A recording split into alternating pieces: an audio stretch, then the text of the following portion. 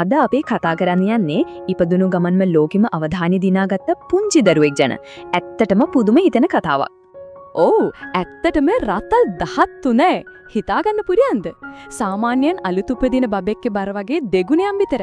ඉතින් මේ පුංචි යෝධයාගේ කතාව මොකක්ද කියලා අපි බලමු. හරි එහෙනම් මේ කතාවේ අපේ පුංචි වීරයා තමයි ෂෝන් ජූනියර්. එයා ඉපදුණු ගමම්ම තමන්ගේ පළවෙනි වාර්තාව තියලයි වැඩේ පටන් ගත්තේ. ඒ තමයි එයා උපන් කයුගා වෛද්‍ය මාත්‍යස්ථානයේ මෙතෙක් ඉපදුණු බරම දරුවා වීම. ෂෝන්ගේ අම්මා ටෙරිකා කියන මේ කතාවෙම ඒ දෙමෝපියන් කොච්චර පුදුම වෙන්න ඇත්ද කියලා හිතාගන්න පුළුවන්. අලුත් ඉපදුණු බබෙකුට මාස 3 ඉඳන් 6 බබාලට අන්දන ඇඳුම් අඳවන්න ඕනාම ඒක පුදුමයක් එක්කම හරිම ආදරණීය අත්දැකීමක් නේද? ඉතින් රාත්තල් 13ක් කියන්නේ ඇත්තටම කොයි වගේ බරක්ද? අපි මේ ගැන තව ටිකක් විස්තරාත්මකව බලමු. මේ බලන්නකෝ. සාමාන්‍යයෙන් බබෙක් ඉපදෙන්නේ රාත්තල් 7ක් වගේ බරකින්. ඒත් ෂෝන් ජූනියර් ඒ වගේ දෙගුණයකට කිට්ටුයි. වෙන විදිහට කිව්වොත් ගොඩක් බබාලා මාස 5ක් 6ක් යනකොට ළඟා වෙන බරකට තමයි ෂෝන් ඉපදෙනකොටම එවිත් තියෙන්නේ. වෛද්‍ය විද්‍යාවේදී මේ තත්වෙට කියන නමකුත් තියෙනවා. බ්‍රෑන මැක්‍රෝසෝමියා. මේකට ජානමය කාරණා වගේම මවගේ සෞඛ්‍ය තත්ත්වයන්ත් බලපාන්න පුළුවන්. හැබැයි හොඳම දේ තමයි අද තියෙන තාක්ෂණයත් එක්ක ගර්භණී කාලෙදිම මේ වගේ තත්ත්වයන් හඳුනා ගන්න පුළුවන් වීම.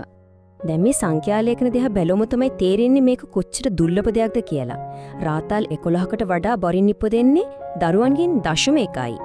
ඒ කියන්නේ ෂෝන් ජූනියර් කියන්නේ දහසකින් එකක් වගේ හරිම විශේෂ උපතක්. හරි. ඉතින් හැමෝගෙම හිතේ දැන් තියෙන්නේ එකම ප්‍රශ්නයක්. ෂෝන් ජූනියර් ලෝක වාර්තාවක් ලැබුවද? මේකට උත්තරේ හොයාගන්න නම් අපිට යන්න වෙනවා ඉතිහාසයට ටිකක් පස්සට. හිතන්නකෝ අපි මේ කතා කරන පුදුම හිතෙන උපත් දෙක අතරේ අවුරුදු 140කටත් වඩා දෙක කාල පරතරයක් තියෙනවා.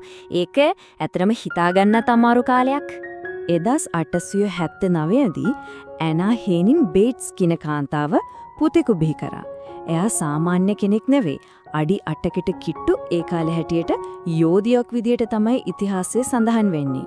අය බිහි කළ දරුවාගේ බර අහන්නත් පුදුමයි. රාත්තල් 22යි. මේක තමයි අදට නොබින්දී පවතින ගිනස් ලෝක වාර්තාව. ඉතින් මේ දරුවට කිව්වේ බේබ් බේට්ස් කියලා. එයා ඉපදෙනකොටම මාස 6ක ළමයෙක් වගේ පෙනුණා කියලායි සඳහන් වෙන්නේ. ඔහුගේ බරේ ෂෝන් ජූනියර්ගේ බරටත් වඩා සැලකිය යුතු ප්‍රමාණයකින් වැඩි. හරි. දැන් අපි මේ උපත් දෙක දිහා බලද්දි බරට එහා ගිය ඊට වඩා ගොඩක් ගැඹුරු කතාවක් අපිට පේන්න තියෙනවා. මෙන්න මේක තමයි මේ කතාවේ වැදගත්ම ඒ වගේම ටිකක් සංවේදීට යන. ෂෝන් ජූනියර් අද නිරෝගීව සතුටින් එයාගේ දෙමෝපියොත් එක්ක ඉන්නවා. ඒත් හරිම කනගාටුදායක විදිහට 1879 දී උපන් රාත්තල් 22ක් බර බේබ් බේට්ස්ට මේ ලෝකේ ඉන්න ලැබුණේ පැය යක් වගේ හරිම කෙටි කාලයක් විතරයි. ඉතින් පේනවනේ ලොකුම වෙනස බර නෙමෙයි ඒ ප්‍රතිඵලය. ෂෝන් ජූනියර්ගේ කතාව ඇත්තටම පසුගිය අවුරුදු 140 ගාන ඇතුළත වෛද්‍ය විද්‍යාව කොච්චර දියුණු වෙලාද කියන එකට හොඳම සාක්ෂියක්. ආරක්ෂිත සිසේරියන් සැත්කම්, නවීන ලදරු දැඩි සත්කාර ඒකක වගේ දේවල් නිසා තමයි අද මේ වගේ ප්‍රාතිහාර්යයන් දකින්න ලැබෙන්නේ. ඉතින් මේ කතා දෙකෙන් අපි ඉගෙන ගන්න ලොකුම පාඩම තමයි හැම උපතක්ම ඒ දරුවගේ ප්‍රමාණය මොකක් වුණත් ඇත්තටම ප්‍රාතිහාර්යයක් කියන එක. හරිම අපූර්ව දෙයක් කියන්නම්.